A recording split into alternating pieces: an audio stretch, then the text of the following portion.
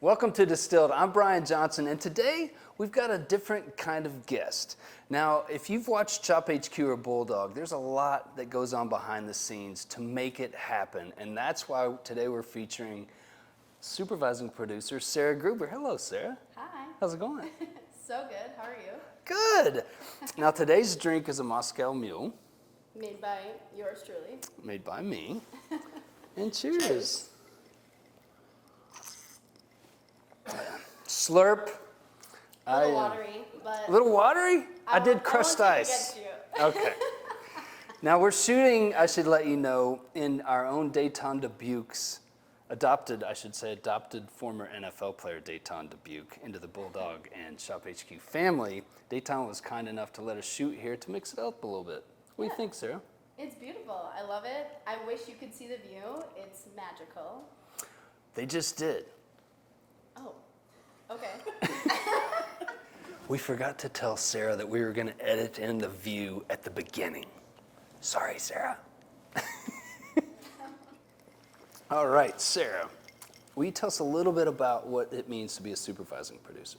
Oh, man. I mean, so as a supervising producer, we're mostly focused on the sales orientation of the product, essentially. So before, hosts like yourselves and others at ShopHQ Health and Bulldog, we're the last people that touch it and present the presentation essentially to our host on what we're gonna say, how we're gonna do it, demoing, breaking down the product. So we're kind of like a project manager, but also wearing many hats essentially of the company. Yeah, because now you shoot B-roll. Like anytime you see pictures, still shots, or somebody demonstrating the product, that was Sarah's handiwork. And then plus you send out detailed emails of like, this is what it does, this is what because you also have to cover legal ground.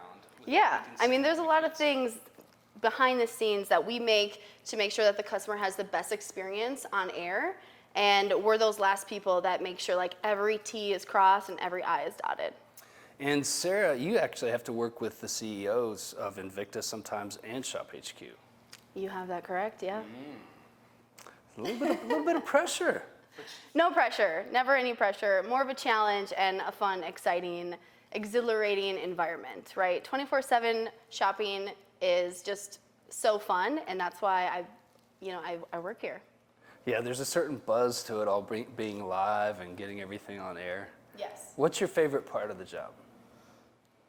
That it's different every day, right? So like there's always a different challenge, a different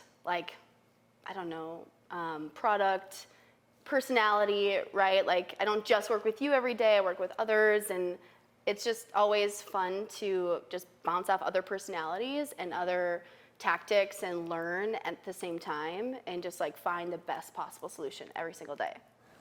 So Sarah, now how long have you been at ShopHQ and what drew you here? So I've been at ShopHQ for about 5 years now. And what drew me here, actually, I was working in health and wellness and supplements. And I was managing a store, and I mean, it kind of sounds minute, but at 20 some years old, right? Like you just don't want to work the weekends anymore. Like you want to have that regular 9-to-5 corporate, and I wanted to have my job encompass that retail atmosphere, like customer service type of vibe, but then have it in a bigger like corporate setting. So I found ShopHQ. I actually started in fashion as a merchandising coordinator and then worked my way up into like an assistant buyer, associate buyer, and then I went over to the sales side because I just love it. And I'm in the department that I love now, health and wellness and fitness, which is my passion. And something that I love to share my knowledge with others on. I can speak to personal experience because I'll be like, Sarah, tell me about this because I'm getting ready to go work out. What's a good pre-workout? Yeah. What's this gonna do? So that's why you know so much. Yeah, I did that for a long time. And honestly, like to me, holistic health is one of the biggest things that people don't know about. We're so easy to pop an ibuprofen or a Tylenol, but what you do in your body and how your body reacts to like herbal supplements and other things is so much more important to your natural chemistry of your body than a pharmaceutical. Yeah, and that's interesting. One of the things we've been talking about on Bulldog recently with, a lot of the exercise equipment is with this pandemic is taking care of yourself in a preventative way in your diet and exercise, right? Because it seems like we're so prone to just throw medicine at issues like that. And Yeah, sorry. Sorry, you take a drink. Took a That's sip okay. at the wrong moment. That's okay. Cheers again. Cheers. Okay, I've got some rapid fire questions. Ooh, all right, let's hear it. What is your favorite word? My favorite word, courage. Nice. What's your least favorite word? Oh, moist. I feel like it's a lot of people's least favorite words. It's just so weird. Roll off the tongue like real good. Right. What is your favorite color? Purple. Ooh, yes. Nice. Royalty, of course. Duh. Favorite TV show or movie? Oh, man. I feel like this opens up just Pandora's box because of Netflix and all the things, but... Just one of your favorites. Yeah. If I had to choose, I'd go classic and pick Sandlot. I'm a 90s baby. I love baseball, and Sandlot just hits home every time. Right on. Yeah. What profession would you like to do if you weren't a supervising producer here? So it's funny because I got into the business that I was in because I wanted to be a weather girl. So I studied speech communication, all the things, broadcasting, wanted to be that weather girl, ended up here. So who knows where my profession's gonna go. But if I had to pick anything, it would probably be that. So, but I just didn't like the chemistry of it. I was like, Feel right. Yeah. And usually weather people are always wrong. So it's I didn't want to be that person. Do you check the weather every day? No. So what's the weather later today? I don't know. Told you to check it every day. I'm just being hilarious. You're so funny. I still got it. All right. Now this is a different kind of question. I do have to give credit to the late James Lipton. I kind of took a hybrid from his list of 10 questions, and this being one of the ones he asked. If there is a heaven that exists, what would you want God to say to you? Well, I would want him to say, welcome home. Well said. Thank you. So what do you like to do when you're not at work? Oh, man. I love a good work-life balance. So for me, I'm super active. I play volleyball, so I have league. You always make fun of me for. Full disclosure, I asked Sarah what's a good night for her to shoot, and she's like, well, I've got league on Monday and Tuesday. So I was like, right, league. So I play volleyball. So I played volleyball in college too, so that's a huge passion of mine. Also, I play in a softball league, just a friends league. So I hang out with my friends, play softball, whatever. I also love reading books.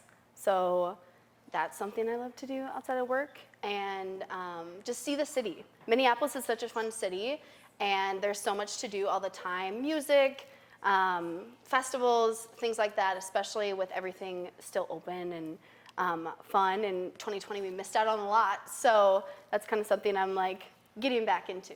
Making up for lost time. Yeah, I think a lot of people are, honestly. Oh. You know what I mean? Yeah. And what part of Minnesota are you from? So I'm from central Minnesota, a small town called Belgrade. Shout out, hey. We were actually featured on a David Letterman show years back of the top 10 stupidest town statues, and we have a huge crow in our town that we were featured on. So there's their little claim to fame. Nice. All right, nothing wrong with the crow? Yeah. Have you ever heard of Old Crow? Wait, what? Have you ever heard of Old Crow? Old Crow, the band? Old Crow Medicine? No, it's a old Kentucky bourbon. Oh, that's a little above. It's a little generation gap. Yeah, a little bit, yeah. What sound or noise do you hate? Oh gosh. when people like bite on their fork or like silverware with their teeth, that just like gives me all the heebie-jeebies. Like, not good. Okay, the flip side of that, what sound or noise do you love? Oh, nature.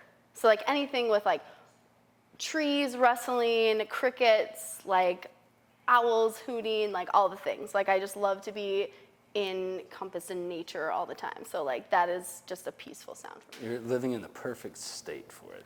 100%. That's why I haven't left. Yeah. Okay.